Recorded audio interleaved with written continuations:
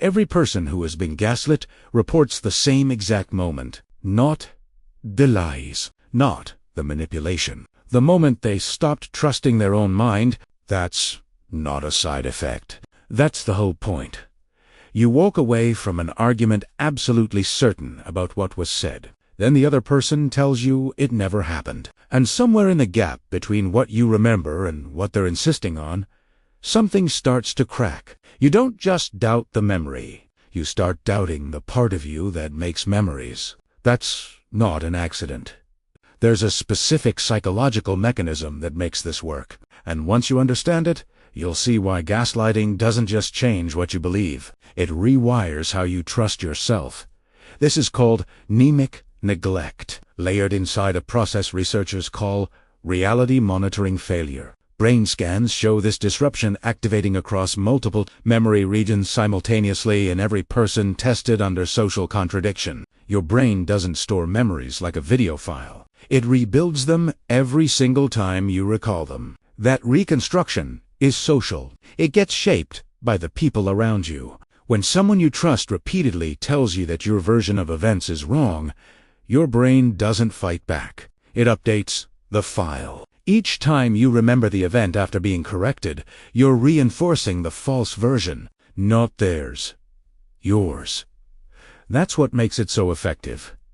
Think about the last time someone said, "That's not what I said," after an argument. You felt certain, then uncertain. Then you started replaying it. Each replay slightly less vivid than the last. That fading isn't weakness. That's your brain doing something it always does. It's source monitoring. Every time you recall something, your brain asks a quiet background question. Did I experience this, or did I just hear about it? Under normal conditions, you can tell. The memory has texture, sensory detail, a specific feeling tied to a specific moment. But when someone repeatedly contradicts your memory with total confidence, the texture starts to erode.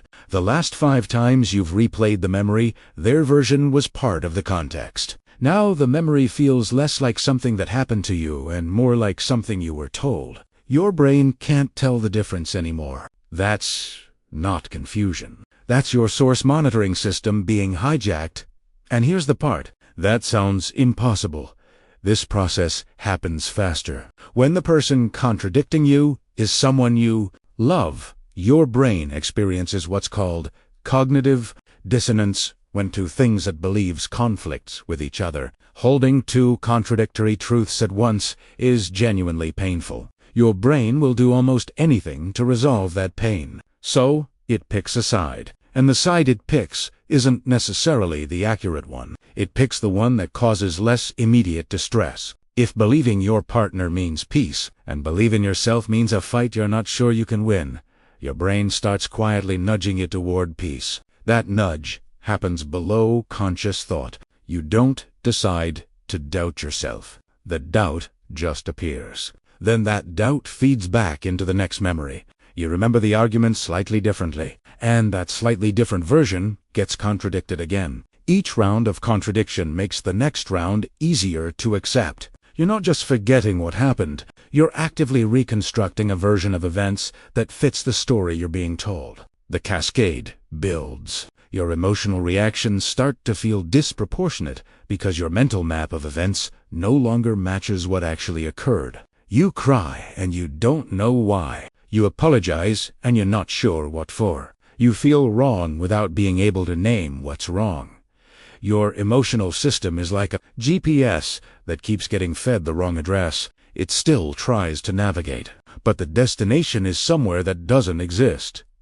Most people think gaslighting has to be dramatic, a specific lie, a clear moment of manipulation, so they miss it when it's small, when it's one correction here and one, "you always do this," there. But the mechanism doesn't require drama. It requires repetition. And your brain doesn't evaluate how reasonable the contradiction is. It responds to frequency. The person who calmly tells you the same false version of events 7 times has more influence over your memory than the person who told you the truth once. Your brain weighs consistency over accuracy. That's not a flaw. That's how memory was built to work in a social species. But it also means that the most dangerous gaslighting doesn't feel like an attack. It feels like slowly realizing you've been wrong about everything. This vulnerability exists because your ancestors needed social cohesion more than they needed perfect memory. In a small group, being wrong and causing a fight had immediate survival consequences. The brain that updated its beliefs to match the group stayed in the group. The brain that held firm against social pressure sometimes got left behind. Your perception system was built to sync with the people around you, not to record reality like a court reporter. That social flexibility kept early humans connected. It built tribes. It allowed cooperation. The same system that made your great-great ancestors adaptable makes you susceptible to anyone who understands that your memories aren't fixed. They're suggestions that get stronger or weaker depending on what the people you trust keep telling you. But here's where it gets truly strange. You cannot catch gaslighting while it's working. Not really, because the part of your brain that would catch it is the same part being You can't use a corrupted tool to diagnose its own corruption. By the time you feel uncertain, the mechanism has already run. By the time you notice the doubt, it's already shaping the next memory. That means the confidence you feel right now about your own past is built on a reconstruction, not a recording. Every person you deeply trust has already quietly shaped which version of your memories feel most real. You didn't choose that. It happened automatically. The question isn't whether your memory has been influenced. The question is whether the people doing the influencing have your best interests at heart. Most do. Some don't. And your brain, left on its own, cannot always tell the difference. So next time you walk away from a conversation and feel that specific kind of off, that feeling where you're not sure what's real anymore, you now know what's happening. Your source monitoring system is under pressure. Your brain is trying to resolve a contradiction, and it may be choosing peace over accuracy. That awareness doesn't make you immune, but it gives you something to hold on to. You can name what's happening before the rewrite is complete. You can write things down before memory shifts. You can talk to someone outside the dynamic. The people who recover from prolonged gaslighting don't do it by trusting themselves more. They do it by building external anchors that the mechanism can't reach. Reality, written down, doesn't update when someone contradicts it. You started this video thinking gaslighting was about lying. Now you know it's about memory reconstruction, about social override, about a system your brain uses every second that can be turned against you without you feeling the turn. That's not a small shift. That's seeing the mechanism behind one of the most disorienting experiences a person can have. Subscribe if you want to keep discovering how your brain actually works.